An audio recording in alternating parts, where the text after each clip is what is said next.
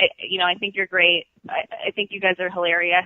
You got to check out their stuff. I mean, I'm really impressed by it. You guys have probably one of the better ones I've seen in the country. Wow. In a short period of time, you've done good work. Look at me kissing your ass. I know. The Jock out there, pay attention. The Jock has his eye on two players that could potentially be good trade bait for the Tigers. But I have one as well. This is not a guarantee, and this player may not even be available from Texas. But he's someone that I had my eye on, and his stats are pretty good. He's also a reliever. He's Joakim Soria of Texas. So he's got some good stuff. I like his stuff. I've watched him pitch against other teams in the American League, and I like his stuff. He has the stuff to get players out, and I think if he's trade bait, if he's available, he may be a target. He may be someone that could potentially be a benefit for our club. Bam, bitches!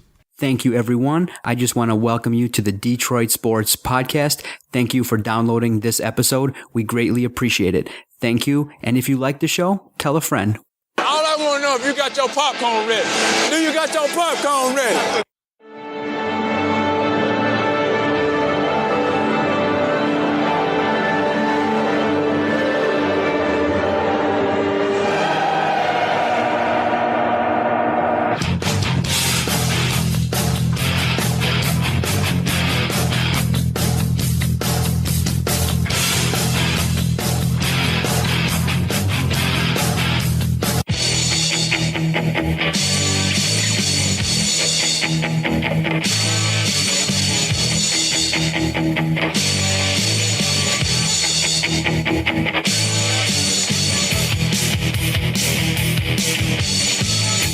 That's why these two guys here, these are the men I want as my friends. They're the new blood. Everyone, it's that time of the week for the Detroit Sports Podcast. The Doc and Jock Show is on the air. Joining me is my cousin, Adam Straczynski. I am the Doc, John McAroon. What's up, cuz? How you doing tonight? Whoop, whoop. Episode 50. What? Whoop, whoop. I'm good, man. How you doing? It's going down, cuz this week we thought we were going to have a nice celebratory kind of podcast, kind of talk about ourselves, the success that we've been having, all the people that want to contact us, that want to get on this podcast, that want to meet with Doc and Jock. But no, all these big time issues broke out this week in the sports world. I mean, we can't even break down a basic game. You know, the Tigers won Wednesday's game 11-5. It was close. You know, the bullpen almost had a chance to blow it. Made it interesting. But Miggy, 3-run home run, cleared it out. We win the series versus Arizona. But this week, so many big-time issues kind of came to the forefront, and we got to talk about it. So on this podcast, we're going to hit on the Red Wing Stadium issue. We're going to give our opinion on what we think the Ilitches are doing and the effectiveness of, using taxpayer money to fund stadiums. We're going to talk about cheating in college football. I mean, when a commissioner stands up there at a press conference and announces that he feels like, you know what, cheating pays, people listen. And we're going to hit on what we think about the state of college football as it is now, and as well as getting into a preview of Michigan and Michigan State and talking about some things that have been going on nationally in terms of some disrespect maybe towards Michigan State and their defense potentially in this upcoming season. You ready to kick off another great episode of this podcast? I can't wait. Let's do it. All right, cuz. So this issue with the Red Wings in the stadium has kind of gone on throughout the course of 2014. Well, the timing of the announcement when they sent out the release of the pictures was really bad. It came at a time when the citizens of Detroit are having their water shut off and you're having citizens protesting. The whole issue with the Red Wing Stadium is one that has a lot of layers, and it's very interesting to talk about because it brings into account so many issues. One being rich versus poor. What is the role of a city in terms of funding a stadium? Where does the money actually go? Things like that. And at the same time, should a city like Detroit, who is in bankruptcy, who is struggling, where the city is having difficulty managing its finances to such a degree that every single penny spent being scrutinized, should the city be paying a large chunk of a $650 million new Red Wing Stadium? And so I'm curious to get your opinion, and I've spent the last couple of days talking with various people on Twitter at Detroit Podcast and on Facebook, and I've gotten their opinions, and so this is going to be a good chat. So I'll let you have the floor first. They say grace before beauty, so Be my guest. What are your thoughts about that? Think I'm graceful? For sure. I don't think I've ever been called graceful.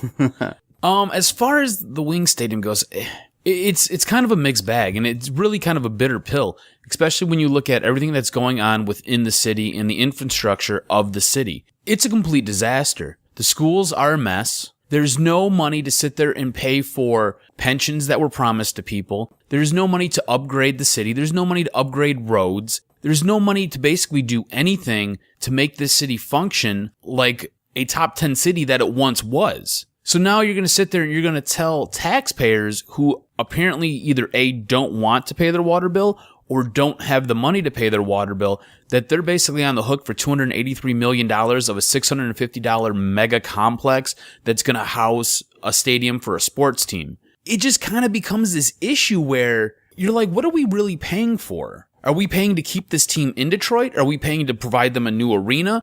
Does this giant complex then provide jobs and stability for the rest of the city so it can then start to, I guess, blossom like a flower and extend itself and kind of extend its reach, not just in the downtown area, but into the neighborhoods of the city? Me, myself, I don't necessarily see that happening. If we look back on what else the Ilitches own, Comerica Park was funded with 40% of taxpayer money. What has Comerica Park helped develop in that area? You have a really nice park for the Tigers to play at. And that whole little block, that little area right through there, it's great on game days. But what else do you have there? Do you just go down there on a random Tuesday, random Wednesday night when nothing's going on? The streets are empty. And so that brings us to our first point. You already have right now 2 world-class stadiums in Comerica Park and Ford Field. Where's all the development? What's going on with all the surplus going down in the city of Detroit? Yes, it's helping downtown. The downtown area, you remember back in the day when Campus Martius was a ghost town. Mm-hmm. They're building nicely out towards Campus Martius in the downtown area. But the issue is this. The city of Detroit, the households are in ruins. And so the question is this, and it's starting, I think right now the question, the thoughts that people are talking about is how important are sports in a society when a society is struggling financially, when a school system is ranked near the bottom, when the social services in terms of the police and the fire department are not up to par, then where are your priorities?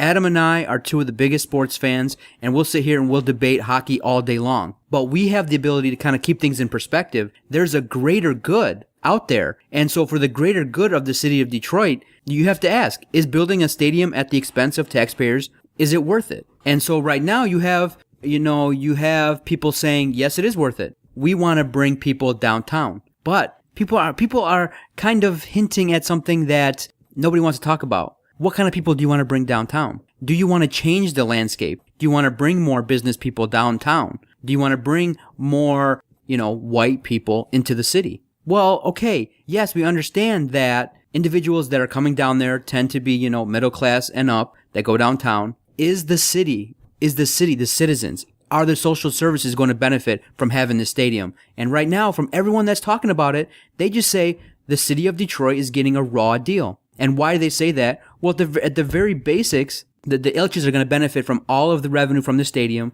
all of the parking, and that's different than the deal that's currently in place. And so I just feel like we have to dig deeper and we have to kind of think beyond the realm of sports when we talk about publicly funded stadiums. The way this is kind of going to work is, I guess, the way I understood it, they're going to basically provide this infrastructure and they're going to set this up and get this in motion. And then what's going to happen is all the money that's generated from the taxes due to this plan, they're going to basically skim that $283 million off the top and basically back pay it. But my thought process is, if you want to make the city better, because that's really what's important here. This stadium, it's great to give the Wings a new stadium. Do they deserve it? Yes. Is Joe Louis kind of a pit? Yes. But at what expense? So that $283 million, you could take that money and you could reinvest that into the neighborhoods, into the school system. What helps make a metropolitan area better is better services, public services for the people, and helping the school system. You've got kids who are totally lost and have no idea what they're doing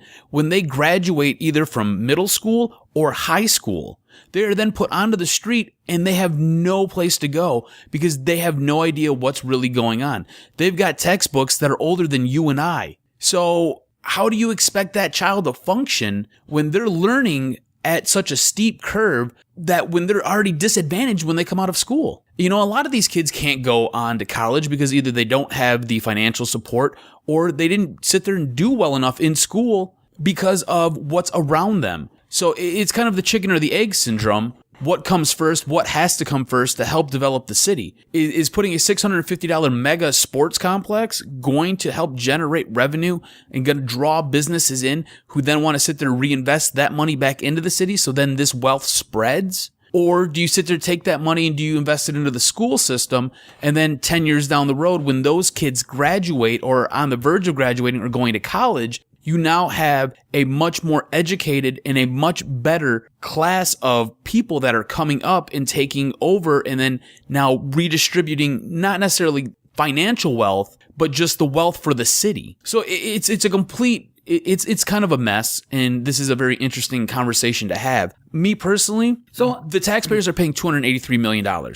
This is public money. When the Ilitches want to go and sell this stadium, we'll say 30 years down the road, or sell this team 30 years down the road, who knows if that's going to happen, but let's just play. That value of that $650 million complex with that arena in it that the Ilitches now own, that money, none of that's public. They don't ever have to pay this $283 million back. So when everything inflates, because inflation just happens and it just goes up and up and up and up. So when that stadium is now valued at what? $100 million, or I'm sorry, $1 billion. What's going to happen? Does the city then get a cut of that money? The answer is no. They sit there, they take the $283 million, they invest it into what they want, and then in the end, the Ilitches own everything. And so, just like Comerica Park, look at Comerica Park. There's nothing good has really come from Comerica Park besides us having a top of the line baseball facility. Now it brings us to this issue. Should an owner, if they have the funds, pay for their own stadiums? Because now it's a trend, and it started with some issues with the Marlins and baseball, and it's gone all across different sports. Owners have decided that, hey, if you don't give me a new stadium, I'm going to take my team and move. You know, Art Modell moved the Cleveland Browns from Cleveland in the middle of the night in a big circus to Baltimore. Because why? The city of Cleveland wouldn't kowtow to him and give him the amount of money he wanted for a new stadium. And so that's the power that these owners have, is that they can say, okay, you don't want to give me the funds I need, I'm going to float out in the press that we're going to leave. And what happens is then the fans panic, and then, you know, they get what they want. And same thing that happened in Seattle. Seattle Supersonics wanted a new facility. Next thing you know, they're in Oklahoma City. So I can't be a hypocrite. I got $1 billion. There's got to be a reason why you got $1 billion.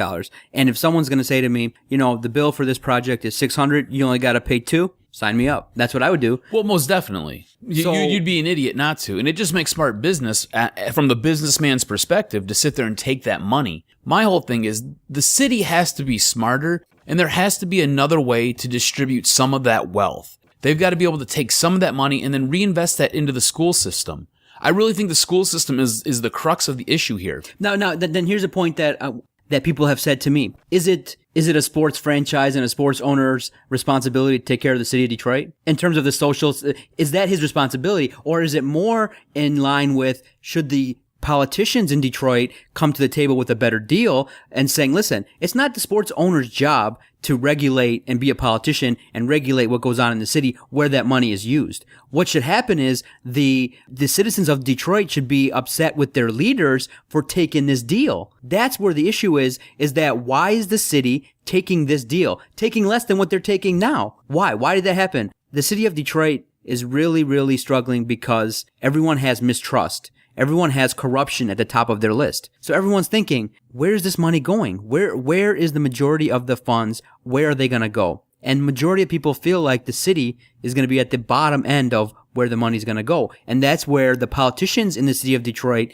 need to negotiate better terms. And so that's what I think. I think other people have said, it's not a sports owner's job to care about if the city of Detroit has police, if the city of Detroit has great schools. Their job is to try to get a stadium built, to increase the value of their franchise, and to try and help the best way they believe to build a city. And what they are thinking is, I'll build a nice stadium, I'll build a nice little surrounding area for the people that come, and that's about it. The business owner's primary responsibility is to what he owns and to his organization. My thought process, though, is if you're going to take this large chunk of money, we're talking about 35%, almost 40% of what it's going to take to build this mega complex. And this complex looks pretty sweet. Let's be honest. It looks pretty badass. You have to somehow, in turn, pay that money back. You're taking a large chunk from these people. You've got to somehow redistribute this cash. And on top of it, this place is going to be so big and so expansive. They're basically talking about building neighborhoods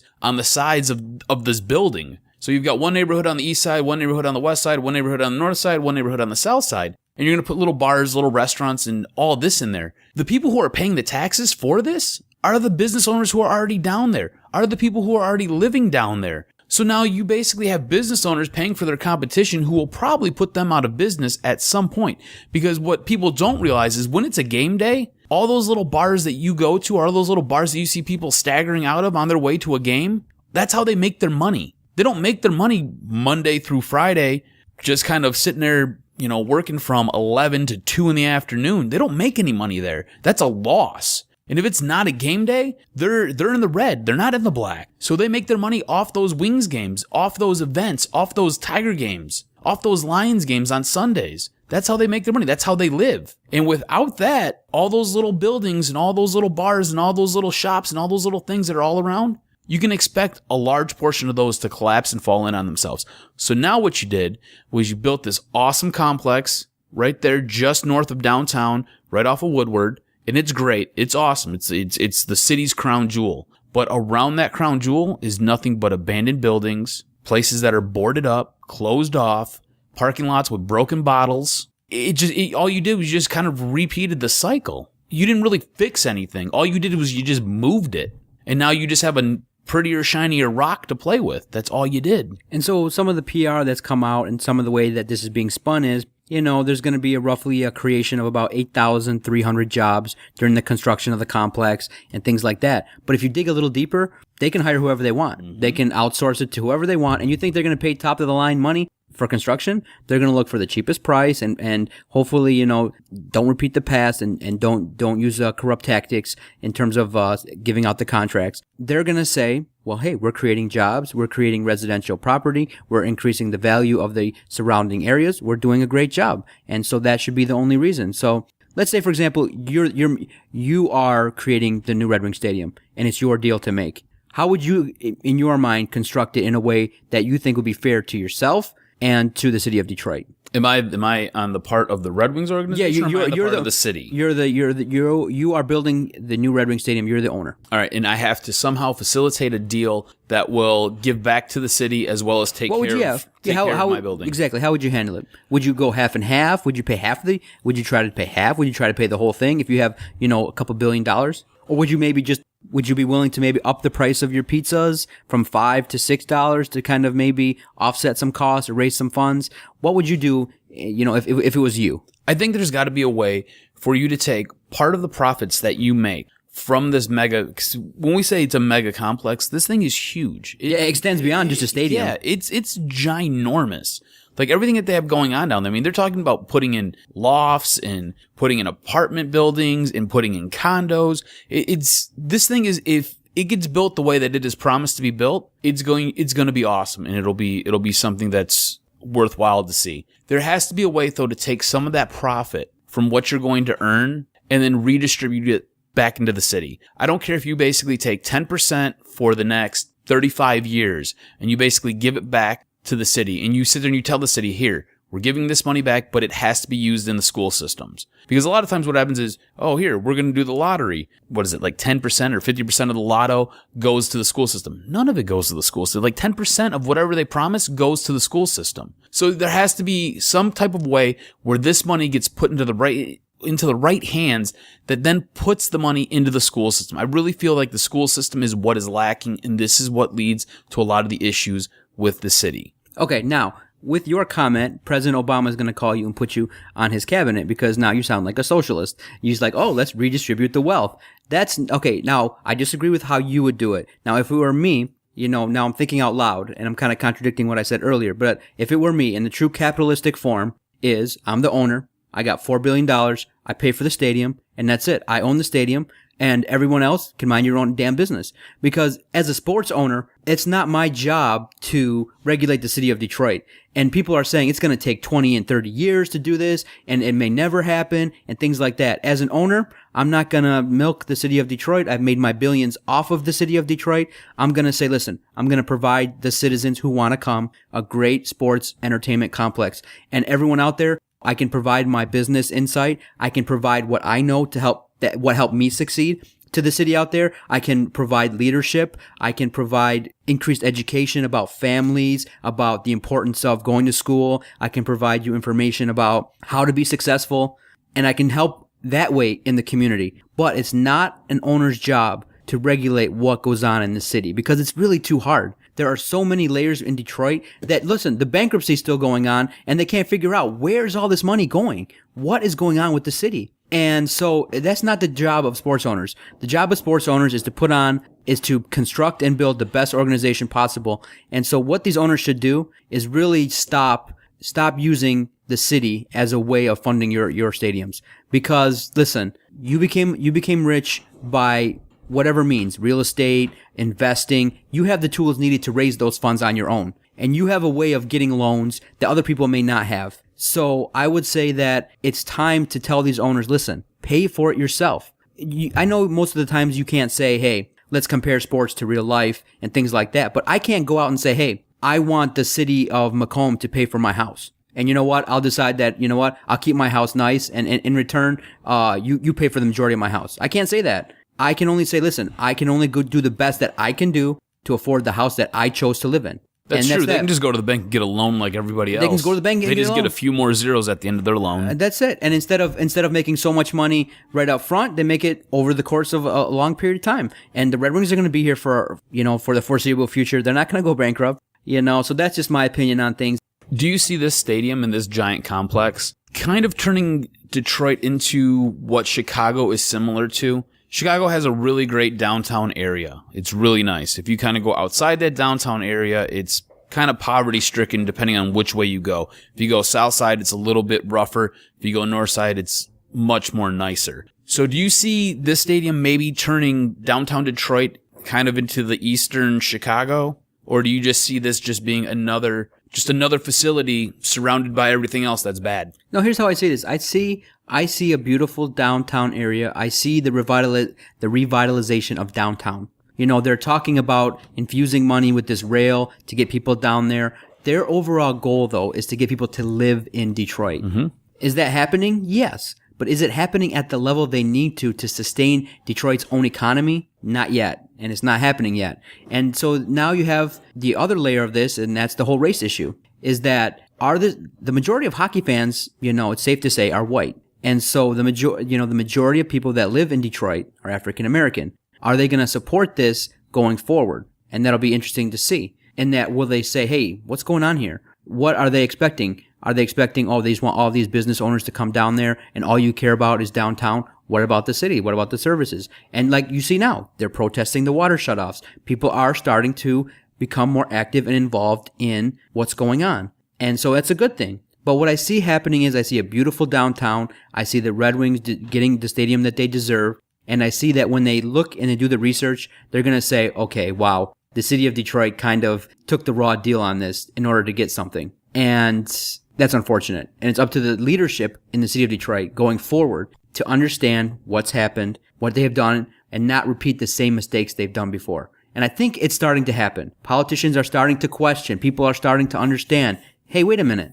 Before, this could have slipped under the radar. No one would have talked about it. Hey, Ilitch wants a new stadium? Great. Now people are questioning. Now people are talking about it more. And so that's a good thing. But I think that at the same time, I just think that we cannot afford to let Detroit continue on the path it's on and wait 20 years. Like I talked to someone last night and they said, this is a 20-year fix. 20 years? We need help now. People are shooting the water. People are going without water in Detroit. You know what would help a lot of this and what would turn a lot of this around? Because you're right. What they need is they need the residential income. They need the residential tax base is what they need. If you increase if you put money into the schools, you better the school system, families are more likely to come down there, buy a home for cheap, and then invest the money to fix it up and then make the neighborhoods look nice. And then from the neighborhoods looking nice, you bring more people in. Because the school systems are good, they don't have a problem sending their children there. People then don't have a problem moving into the downtown area and then branching out into the other areas that surround downtown.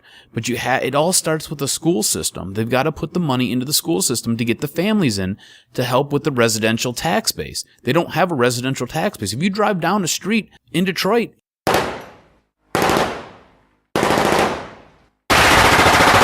chances are you're going to see either houses that are abandoned or boarded up or have been set on fire. And then you might have one house that's on that block. So you're talking about a tax base of a few $100s off one block, where it should be a couple $1,000s, and it should be tens of thousands of dollars, not just a couple thousands of dollars. So you've got to, it's a bigger picture, and this thing is massive. It's not just an arena, and it's not just a city, and it's not just a race issue, and it's not just a water issue.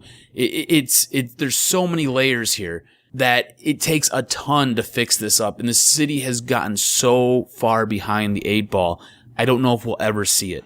I don't know if this structure will provide what me and you want it to be. And you're right, it's a revitalization of downtown Detroit. I just don't know if it'll do that. It might do more harm than it does good by forcing other businesses out in the long run. We'll leave it at that at this point. We're going to revisit this in the future. Like I said, this is an ongoing thing, and it's one that's going to be looked at and explored and written about for a long time to come. Before we take a break, I just want to give a couple Twitter shout-outs to some fans that have made my week this week. I want to give a shout-out to @DT2Phillips, @LastWordEvan, and @EstherMinded, EstherMinded. I want to tell you a funny story. On Tuesday night's game, the Tigers blew the game again with the bullpen. Everyone's, in their rotation got all messed up because Java and Nathan weren't playing, and they blew it. So I'm looking on Twitter, and a couple reporters from ESPN were tweeting in Spanish about the Tigers bullpen. And I could tell because it was El Tigres bullpen. So I can understand, okay, they're talking bad about the Tigers in Spanish. So we have a Spanish fan, a Latin fan on our Twitter, @EstherMinded. Her name's Regina, and she's great. And I'm like, you know what? The power of Twitter. I'm like, translate that. And the guy was just talking about, the Tigers need to improve their bullpen in order to make the World Series. And I'm like, you know what? No, I want to start talking junk about the Tigers in Spanish. So I'm like, I want to know, what does the Tigers bullpen sucks donkey balls translate in Spanish? And she replied, frown face, like, do I really got to say that? And I'm like, no, you don't have to. Tell me what it is, and I'll do it. Cause she's a classy lady, and she's more classy than we are. But in Spanish, we're not classy at all. No, we're not classy. Actually, we're classy. We're classy with a K. Exactly. So in Spanish, El Tigres bullpen chupa bolas grandes burro means the Tigers bullpen sucks big donkey balls. I like that. So I just want to give a shout out because I was laughing so hard. I don't want to take it too seriously. I want to make light that, we're upset. The Tigers lost to Arizona. But I was like, you know what? Let's just start talking junk now in Spanish. So it was kind of funny. So I'll give you guys a shout out. Thank you for all your support, for all those people that follow us on Twitter @Detroit Podcast. Adam and I appreciate it. We couldn't do this without you. We wouldn't have made it to 50 podcasts without your guys' support. So we greatly appreciate it. Stay tuned. After the break, we're going to play a round of The Doctor is in Session. The doc is ready to deliver great sports insight, and I know the Jock has 3 great questions lined up. All right, stay tuned. I'm Megan McCormick out here in Fox Sports LA, and when I'm not sitting out in the sun, I'm listening to the Detroit Sports Podcast.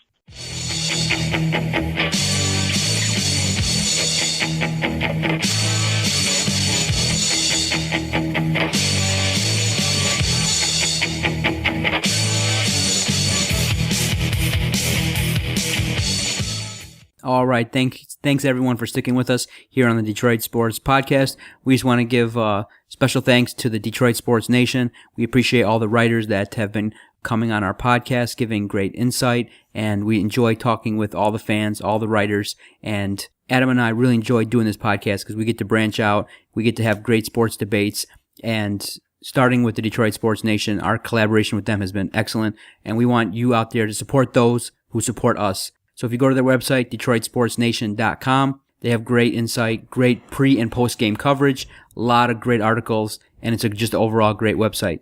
DetroitSportsNation.com. Look for them on their website and on Facebook. Great Facebook page, and well over 100,000 likes and growing, and we're happy to be collaborating with them. We can't thank them enough. So support those people that support us, and you'll be making Doc and Jock very happy. All right, are you ready? I'm ready for whatever you got. I'm excited. I'm well prepared. I'm hoping that we got some good sports questions for you. But to be the man, you gotta beat the man. And I'm saying, woo, right here. I'm the man. Woo! Cause I love me some me. I love me some me. All right. This is all Detroit-based this week. So, as we approach the trade deadline, what do you see the Detroit Tigers doing to make this a better team and ensure a World Series? Oh my goodness. That's the $1 million question. $1 million question. What can the Tigers do to get to the World Series? Obviously, they need bullpen help. They need to shore up the bullpen, and at the same time, this bullpen needs to really step up their game. They're giving up way too many runs. Look what happened in Tuesday night's game. Just because Nathan and Jabba were out of the game, different guys had different roles, and it looked like they didn't know how to handle it. It took like 18 guys to try to get 3 outs in the 8th inning. It was a disaster. It was a disaster. Then today, I'm searching through Twitter. Our great contributors are posting stuff, and I seen that the Phillies have a pitcher out there, and just for the comedy value alone, left-handed pitcher from the Philadelphia Phillies, Antonio Bastardo. No lie. Bastardo. Antonio Bastardo. I don't know nothing about him. I know the Tigers sent scouts there to see him. But just for the comedic value alone, to have a Tiger with Bastardo, and I don't even know if that's how you pronounce it, but that's how I'm pronouncing it. Antonio Bastardo.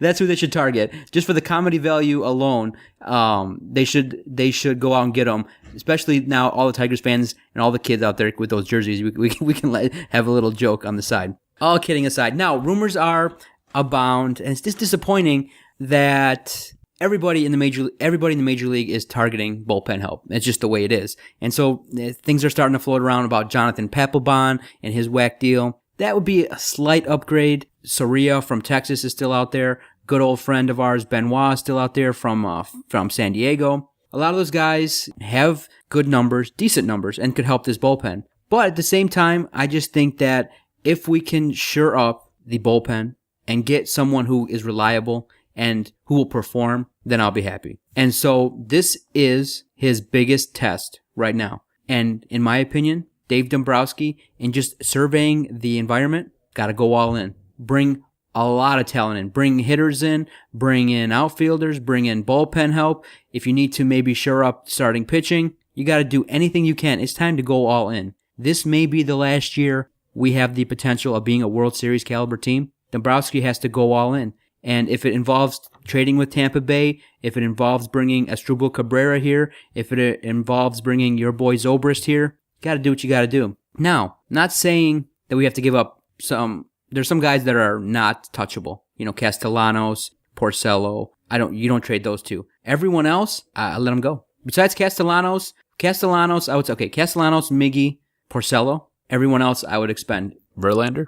I would expend Verlander. Ooh. I would let him go. He's on $28 million. I don't think his numbers will live up to that contract. Maybe in the $18 to $20 million range, I could live with this 500 style pitching, but $28 million for the next several seasons, I don't think he's going to live up to it. Can I give you one move that betters the entire team in both sides of the pitching staff, not just the starting rotation, but the bullpen as well? Sure, go ahead. If they were to make a trade and pick up David Price, he's got 1 year left of arbitration. He'll probably command $16 to $17 million next year. Pick him up, you insert him into your starting lineup so you have a dominant lefty. You can then move Drew Smyly into the bullpen, and that just shored up your bullpen. I don't know if Tampa Bay is going to make that deal with the Tigers, but I don't know either, but depending on what they wanted, you might be able to swing something. Let's load up. This is our chance. If Dave Dombrowski surveys the landscape and is honest with himself, he's going to realize this is probably the best year. There's no real great team. No. Oakland probably will be our biggest challenge. LA, the Angels have kind of loaded up too. They made some blockbuster moves. If he looks at the landscape right now, this is our best year to win the World Series. And if we don't, it may be time. The door is slamming shut. Door is slamming shut. And there's a deadbolt lock on it. All right, 2 weeks ago, it was reported that Josh Smith, your boy Jay Smooth, was on the trading blocks. A week later, it comes out that Stan Van Gundy has reassured Josh Smith that he's a part of this team moving forward. So in your opinion, come October, is Smith still a Detroit Piston? Cuz, did you hear the epic blast from Bob Ryan at ESPN? Goes on, I believe it's the the show with the 4 panelists and they get points and stuff like that. Is it Around the Horn. Around the Horn. I believe on Around the Horn, Bob Ryan just came out and said, Josh Smith is useless. National writer just came out and said it. People are chirping left and right about Josh Smith. Former players in Atlanta have said the reason why we made it to the playoffs and made a better showing of ourselves is because Josh Smith is not here. And so I was like, dang, this guy is being disrespected on all fronts. On all fronts. This should be a player that should come out hungry and want to be the best player to prove everybody wrong. The entire city of Detroit is clapping and hoping that he's gone. I mean, every time there's a report, oh, the Pistons are shopping Smith to go to Sacramento, everyone's excited, everyone's happy. SVG obviously made an attempt. Stan Van Gundy made an attempt to make a deal with Sacramento. It hasn't happened yet because I just think that their value in return hasn't been that great. I think the offers that Sacramento could make aren't too enticing to the Pistons. So I think that Jay Smooth needs to man up, take the myself against the world mentality. I mean, I don't even know if his own teammates support him at this point in time. He's got the support of, the president of operations, Stan Van Gundy, because he's getting paid big money. So you can't piss him off. Otherwise, you're going to have a malcontent in the locker room and you're going to have a player who's not going to perform. So it's time to kind of wipe the slate clean and do the best we can with what we have. Nobody with real basketball sense is going to take that contract, and no one's going to offer us what we want. So you got to use him in the best of his ability. And the best of his ability is take better shots, get to the paint, use your size, use your basketball IQ. Stop taking outside jumpers when you're missing them left and right. Be more consistent. Be that 20 and 10 guy. Don't go for 30 one night and 8 the next night. Step up, and he can be a real comeback story. This guy has the potential to be a great asset in Detroit. But it's potential right now, and it's still potential, and it always has been potential. It's a scary word. It's potential. When is he going to live up to it? When is he going to earn his keep? I want him to earn his keep. He's going to need to be here. He's going to need to produce in order for the Pistons to have any kind of success. And he'll be here in October, and I'm hoping that he feels disrespected enough, because I know I would be, that he performs as well enough as he needs to get us over the hump and to get us into the playoffs. It's not that hard. Do what you got to do. Get us to the playoffs. We'll go from there. You win 36 games, you're making the playoffs. That's all you got to do. That's it. All right, moving on. Which Detroit Lion do you see having a breakout season and why? I don't know how this qualifies, but I'm going to say Matthew Stafford. I've said it before, and I'll say it again. This is his year to show us what he's got. The Lions have laid the table out for him, have given him every toy that he could ask for. He's got a running back. He's going to have the system from New Orleans that's going to lead to offensive success. He's got big tight ends that in the red zone he can throw to if Calvin is double covered. He's got the best wide receiver in the game. He's got a wide receiver coming in off of free agency in Golden Tate. What more does he need? I mean, yes, the running backs with Reggie Bush, Theo Riddick, and Joique Bell, in name alone, maybe don't have the stature, but they have potential to do great things as a unit. Matthew Stafford is going to have a great season. I think he's going to, hopefully, my fingers are crossed, and I'm hoping, starting to get the prayers out, that he limits the turnovers in the fourth quarter, finds his open receivers, makes the right passes when he needs to, and get us to the playoffs. He's going to have a breakout season. I think he's going to have 30 touchdowns and less than 20 interceptions. All right, let me put you on the hot seat here real quick. You're a fantasy nut. I'm a fantasy nut. Fantasy coming up shortly here. Would you take Matt Stafford with the first round pick? Oh, would I take in a keeper? How much do you believe in what you just said? How much do I believe in what I just said? Would I take Matthew Stafford if I had the 8th through 12th pick? Potentially, yes, I would.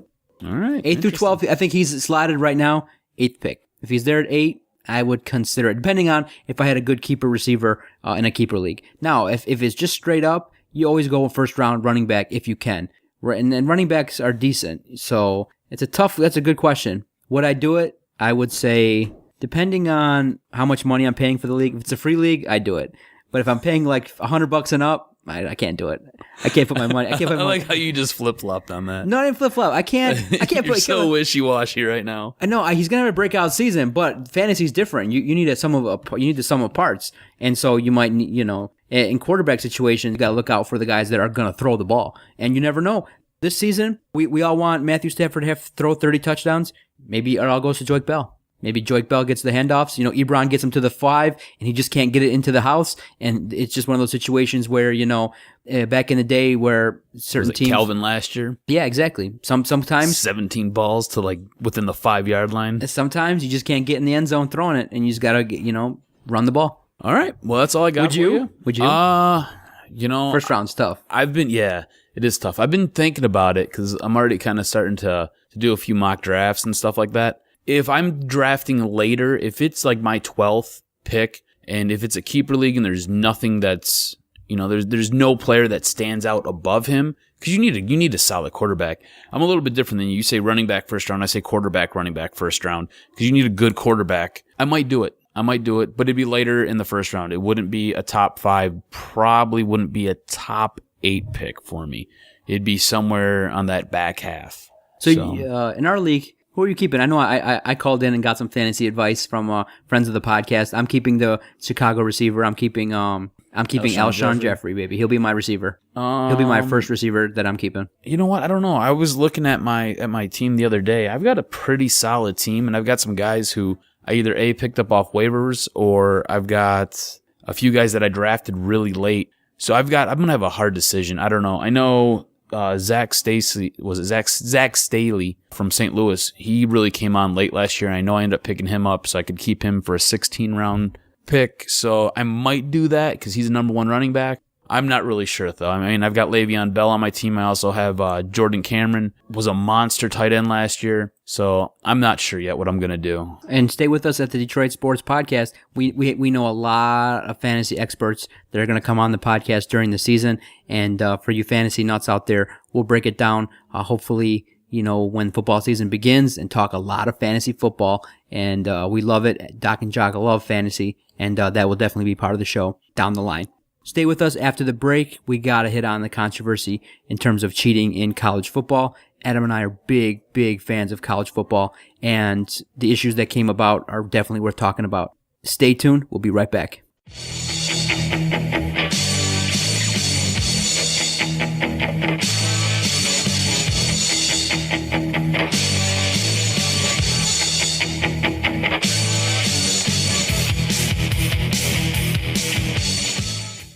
All right, everyone, we are back. Thank you for downloading this podcast. We really appreciate all the support that we've been getting on our podcast. Thank you for visiting DetroitSportsPodcast.com, following us on Twitter at Detroit Podcast. We want to thank all the contributors that pay $1 a month to help keep us on the internet. Your support and contribution monthly is very helpful. We appreciate it.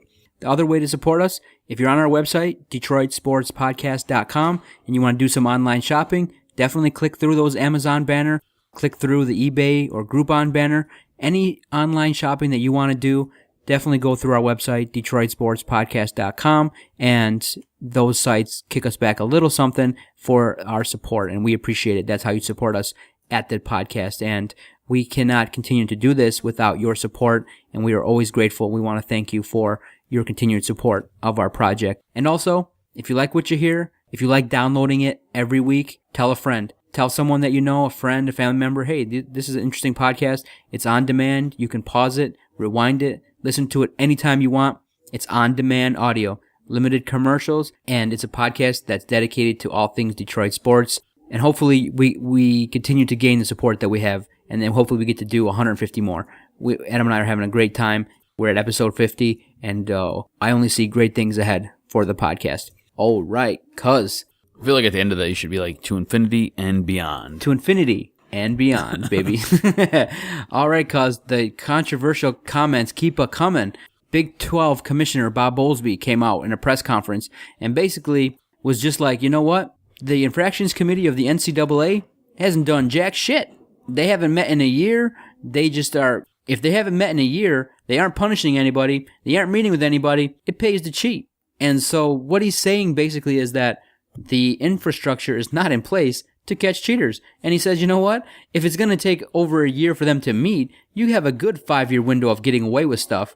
If you got that window, what's to prevent you from cheating? This has sparked a lot of talk in terms of college football, in terms of why he said it. Why would a commissioner come out in a press conference and say such a thing? And it kind of speaks to, now again, a growing disparity in terms of the haves and the have-nots. And he's starting to realize that, hey, if you're not going to catch the cheaters, I know there's cheating going on. Hey, my conference is going to be irrelevant. And it's kind of true. The SEC and the super conferences are taking over college football. With that, other commissioners are going to be like, you know what? If you guys aren't going to fix it at the NCAA, we're going to start spilling. And if we get some information, we're going to start writing and start telling and starting to fix this problem. My opinion, this all comes down to competition and dollars. He sits there, he realizes that, you know what?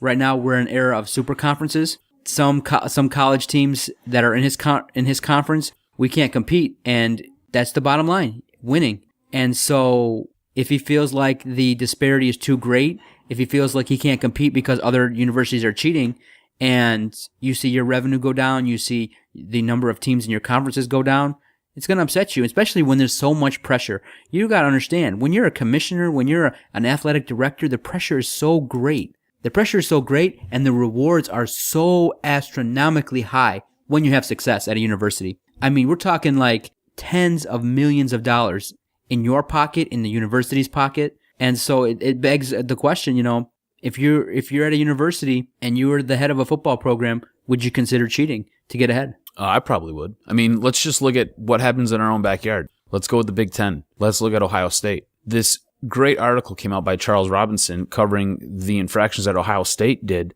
Look at what happened. They basically went the entire year without being penalized. The off season comes, then the penalty comes down. And what was their penalty? What was the worst thing that happened to them? Basically, their coach got sent away. After that, they were banned from a bowl game for 1 year. Yeah. That's it. That was it. That was the only thing that happened. We're talking about 10 years of rampant cheating that went on at Ohio State. And that was all that happened. Let's look at the University of Miami. University of Miami had boosters paying players. This isn't the first time. It's not even the second time. It's like the third time. And a giant story comes out that exposes it. And what happens? University of Miami basically bans itself from playing in bowl games. And that's kind of it. Nothing else happens. I mean, there is no penalty for Division I programs that even equates to the reward that they get when they cheat. So you're going to tell me that you can cheat for 10, 12, 15 years and build a dynasty in college football? And then what's going to happen is when you're found out, you're going to basically be banned from one bowl game for 1 year, for one season? Why the hell wouldn't you? There's no impetus to not cheat. There's a billion reasons to cheat. So my thought is, why wouldn't you? You'd be stupid not to cheat. You ought to. You know, Uncle Urban brought all of his SEC tactics right back up to Ohio State. They sit there and they kick out one crook in Jim Tressel, and they bring in another one who's probably 10 times worse. Very interesting signing there, Urban Meyer at Ohio State. So then, let's look at it like this. Obviously, the issue of paying players is at the forefront, but even if you pay them, people don't understand. You're not going to pay them more than what a booster can slip them on the side. That's why they call them the golden handshake. Listen, as long as money is involved, there will always be corruption. And either you're ahead of it or you're going to put your head in the sand and not be aware of it. It's real simple. You cannot go from having zero money. And if someone rolls up on you with $5,000 and all you got to do is, commit to them after, if they're an agent, or maybe even potentially throw a game for a larger amount. If someone's going to throw you money and you're starving, you got to consider it. The NCAA is one of the most, naive organizations out there. Oh, no, it's one of the most ass-backwards companies out there. It's a company, let's be honest. It's a company. Yeah. It's not an organization. It's a company. Let me put it like this. There was a great documentary I watched. The name escapes me right now. If I can remember it, I'll tweet it out. But great documentary. It's on Netflix. And basically, Arian Foster's on there talking about how when he was in school, he didn't have enough money to basically buy ramen noodles. He was starving. He had to call his coach and beg his coach to bring him something to eat. His coach then went out and spent $40 on tacos at Taco Bell and brought him food. Do you realize that by him bringing him $40 worth of tacos, that was a violation of an NCAA rule? The NCAA, it's so counterintuitive and so hypocritical, it's ridiculous. These kids are out there breaking their back so the NCAA can make millions. These kids can't basically get $1 to feed themselves. It's ridiculous. The way NCAA is set up, it's a head scratcher, and I just don't understand it, and it really makes me upset. Yeah, and cheating in sports is widespread. I mean, there's now talks about corruption in soccer. People are being bought out. People are being, encouraged to throw games for big money, for big-time gamblers. Money is all over college football. these players want a piece. I mean, like we've talked about in previous podcasts, you go to, the store, you see your name on a jersey, you can't even afford to buy it. And the universities and the president and the coaches, their salaries are posted. Just like we've talked about, there's no loyalty in sports. You shouldn't expect it. And you shouldn't, up until a time, your scholarship wasn't even guaranteed. It was a 1-year basis based on your performance, so they could cut you at a whim. Now that's improved a little bit. Things are steadily improving on that front, and that you do get a 4-year guaranteed scholarship if you get one, if you earn one. But now the issue is this: how rampant, how much cheating do you think is involved in college across these conferences? Do you think that a conference like the SEC or Big Ten or these super conferences are doing it at a much bigger level than like the Mountain West or the Pac-10? Which conference do you think is potentially the biggest offender in terms of cheating? I don't think there's any question about it. The SEC. If you look at the one conference and you know what, that is always heads and tails above everybody else. And before you get into it, kind of maybe to think about what are we talking about in terms of cheating at college football right now? What are we talking about? We're talking about money. Right, exactly. The SEC, if you look at the BCS championship game, the SEC has participated in every single one of those. Every single one. And sometimes they've had 2 teams in those. So how do you build the best team? You recruit the best players. How do you recruit the best players? You have envelopes stuffed with money and you give them to their parents. Or you promise their parents coaching jobs. Or you promise their parents some type of money so that way this kid then ends up at your school. Money or they just wipe out the student part of the student-athlete relationship. Listen, show up and play football. Don't worry about your grades. We'll take care of your classes. Classes are taken care of. Don't even worry about it. Exactly. Half these kids can't even come out and read when they're done with college. They're almost dumber going than when they went in. So, I think the SEC, I think when you think of college cheating, you always think of the SEC. For whatever reason, though, the SEC never seems to get popped on it. The ACC gets popped. The Big Ten gets popped. Who else? The Big 12, Pac-12. They all seem to kind of get popped, and then they have to sit there and serve their small suspension. Basically, it's a year, maybe it's 2 years, depending on how big it was. It might be 3 years, like what happened with the USC. But the SEC, you never really hear about it unless it's one of the smaller schools. Well, this is what's messed up with the NCAA. They perfected it, probably. They perfected it. I'm sure like at Ohio State, they were rolling up in the stores and just walking out with shoes, and we're like, no big deal here, nothing to see here, guys. Everyone's like, what? These guys are walking out with like handfuls of shoes and handfuls of jerseys, and I don't see any money changing hands. I just think that the golden handshakes in the SEC are done in a much more sophisticated manner than what we know about. And I'm sure they are, but the big issue is it comes down to who makes the money for the SEC. And the big teams that make the money and generate the most income, you don't ever hear about them suffering a significant suspension or a significant punishment. Even look at the Big Ten and look at Ohio State. It was a 1-year deal for over 10 years of cheating. 1 year for 10 years. It just doesn't make sense. And it's because those big schools generate more revenue than the littler schools. They'll sit there and they'll take the littler schools to the woodshed and just lay it to them. Let's look at the SMU. In 1987, they got the death penalty.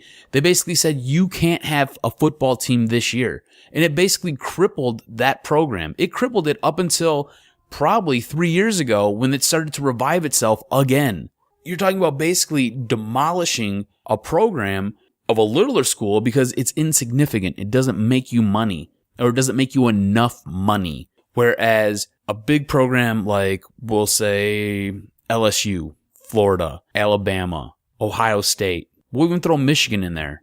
Big schools like that, Oklahoma, USC, Oregon, those big schools generate more revenue either in their apparel, in their TV ratings, in them going to bowl games, and then basically just throwing on a helmet or a decal. They generate more money for the NCAA than, say, a littler school, we'll say TCU, does. And it's all about money. You just got to follow the dollar. But I think the SEC cheats far and above everybody else. But I think you're right. They're a little bit more sophisticated with it. Yeah, and it's just right now we're at a point where the system now is starting to change. The BCS has crumbled. We're going into a playoff system. So now we'll see what comes of that in terms of which teams get in. Does maybe the first 5th place team that doesn't make the 4-team playoff have a gripe? Do they come out swinging and tell about the 4 teams? Because you never know. Like I said, cheating pays, and if you have enough money to cheat, you have enough money to pay off people that will tell. So it'll be very interesting. But no, I think the college football system needs to be overhauled. The NCAA is moving towards it at a slow pace. but they need to do it because cheating is rampant. And if a commissioner is coming out saying it, you got a big problem. Switching gears slightly, over the next coming weeks, we're going to start to preview the upcoming college football season. We're going to talk about, the Big Ten and where our favorite teams, Michigan and Michigan State, slot in. But just before, we end the show today, let's just talk about some of the early issues that have come about that we've read in the last couple weeks, because Vegas has Ohio State as a favorite over Michigan State to win the Big Ten. What are your thoughts about that? I'm kind of surprised, but I can at the same time understand. A lot of respect always goes to Urban Meyer. Undefeated for a long time before Michigan State took them down. Before Michigan State laid the bricks to them. I think it's a slap in the face to Michigan State. I really do. If you look at these teams and you look at what they're bringing back a lot of similar players to what they had last year. I know Michigan State lost Denard. They lost Max Bulla. They lost a couple of their big receivers. But if you look at Ohio State lost Ryan Shazier. They lost Carlos Hyde, who was basically the only thing that worked on that offense. Both these teams have lost significant people and significant parts. I don't know why Ohio State would be ranked so much higher. Yes, they went undefeated in the Big Ten last year and all the way up into that one game with Michigan State. But Michigan State handled them. From the onset, Michigan State handled them. And the game really, I don't really feel like that game was ever really in question. I think Michigan State really pulled away at the end, but I felt like Michigan State was always in control with that game. So I feel like this is a total slap in the face to Michigan State. So now let's point the target at Michigan. My blue. Okay, this season, obviously the Board of Regents shot down the idea of doing fireworks, the whole pomp and circumstance that Dave Brandon kind of came up with. Can he go away? Can we put him on a boat somewhere and mail him somewhere? Ship him any place? The students don't like him. There's issues with other staff not liking Dave Brandon. And now the Board of Regents has kind of taken him to task by shooting down his idea. Michigan has to get back to excellence. It has to get back to a winning football. Instead of loading up on talent, instead of improving the coaching staff, and instead of dismissing Devin Gardner, they just made a cupcake schedule. If you're going to a home game at Michigan, good luck. I mean, you're going to see East Tennessee State and blah, blah, blah. I mean, you know what I'm saying. You could see Appalachian State. I'll be going to that game. Appalachian State, woo-woo. Right. I mean, you really loaded up on the donkeys this year. Ugh. Cupcakes. Horrible. Yeah. Horrible. Do you think they're going to win more than, I'm going to set the over-under at 8.5. Do you think they win more or less than 8.5? And the reason I pick 8.5 is over the past 3 years, Brady Hoke's basically won 26 games. 26 divided by 3, it's like 8.6. So 8.5 games. 8.5, yeah. I think Michigan wins more than 8.5. I think they've made the schedule so awful. I think they get to 9 wins this year. Do you? I think they're going to get to what, 9? Will they play 13 games, 9-4? I think they're going to lose, obviously, to Michigan State. They'll lose to Ohio State. They may lose, maybe an upset a couple games here and there, but they got so many cupcakes. And because it's gas. 12 games. They play 12 games, 9-3. I can see them going 9-3. Look at the schedule. I mean, if you look at the schedule, I mean, look, first of all, let's run through it. Wait, let's play win-loss. Okay, first of all, is gas so expensive? Every single game Michigan plays is at home. Are they going to leave Ann Arbor this year? I mean, they're saving. That's how you save money. I guess you don't leave Ann Arbor. They've got 4 road games. They're not really significantly far away, but whatever. Okay, let's play win-loss. All right, Appalachian State, win or loss? Win. Are you sure? I go win. All right, Notre Dame at Notre Dame. This is the last time they'll be playing this game. Last time, I go loss. Go loss? All right, I'm right there with you. All right, Miami of Ohio. Win. Okay, I'm right there with you. Utah. Win. Okay, right there with you. Minnesota. Victory. Okay, Little Brown Jug, staying here. Rutgers at Rutgers. I still go win. I go Michigan. Win too. All right, Penn State here. Win. You think? Yes, I think See, I'm on the fence with that one. I'm not sure. All right, I'll give them a win for you. And I don't know. I'm going to put a question mark for me. All right, Michigan State at Michigan State. Loss. All right, Indiana. Win. Okay, right there.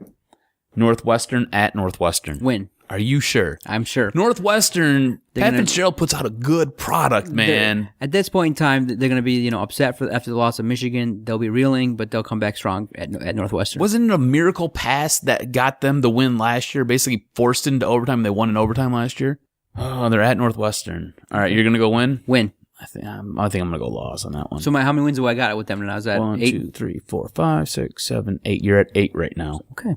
All right, so this will put you over because Maryland. Win. Okay, so now you're at 9, and then Ohio State Loss. All right, That's it. That's perfect. 9-3 slated. You got to but with absolutely zero respect. If you potentially beat Notre Dame, there's a couple games in there you could maybe flip flop. Maybe a miracle win versus Michigan State. It's like less than 10%. It could happen. Then you could slate a loss in there with Northwestern. But 9-3, Penn State and Northwestern. Those are my two ifs. 9-3. Pencil So it. that can send you either up or down. I'm gonna go 8 wins. I don't think Brady Hoke brings anything to the table. I don't think he brings any coaching scheme to the table, and I don't think he does anything good for this program. He's just there. He's a face. He's got sweet curly hair, and he doesn't wear a headset, and he's fat. And as the coming weeks, as we approach the season, we'll get more into college football. We'll break down the top recruits, and Michigan State is so looking good. It's looking good always. Michigan State Looking great. They're looking great to do good things this year, and it'll be interesting to see how they handle being a national powerhouse. They're going to be considered a national powerhouse after coming off of that great Rose Bowl season. Oh man, the program is in great shape.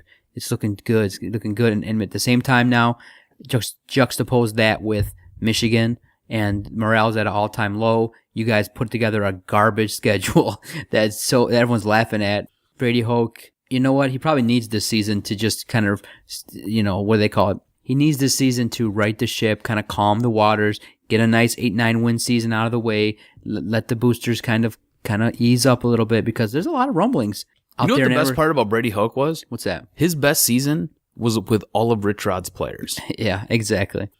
What is that? That's It's a just disaster. disappointing. His stay right now has not lived up to the hype and is not becoming of Michigan. Their decline has been rapid and has been really surprising. And in terms of the fact that now the power in college football in the state of Michigan resides firmly in East Lansing, it makes Doc very happy. He can't complain. I'm not going to lie. Jock is very depressed and is possibly thinking about sedating himself. Ooh, cuz that was For all of college that was football. a very serious podcast. Lots of deep issues going on there. That was a little heavy. It was very heavy. heavy. We usually aren't this heavy. No, it's very heavy. It was Normally we're talking about balls and things that go on at the titty bar and just other kind of awful, awesome sometimes things. it shakes that way, and sometimes you need to get deep into some issues because they present themselves. So, episode 50 coming to a close. Great time, cuz it's in all the good. books. Episode 50 of the Detroit Sports Podcast is coming to a close. Thank you, everyone, for downloading. Tell a friend, share. You're going to be hearing a lot more from Doc and Jock. We ain't going anywhere.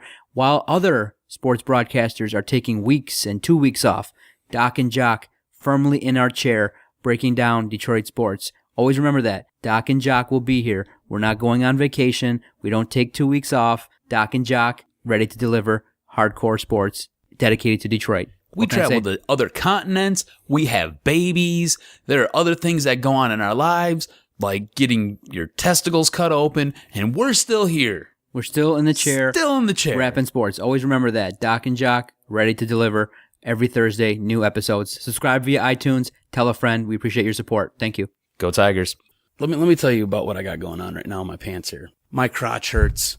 I have an issue with my penis, and it just goes up and up and up and up. I won't jerk off.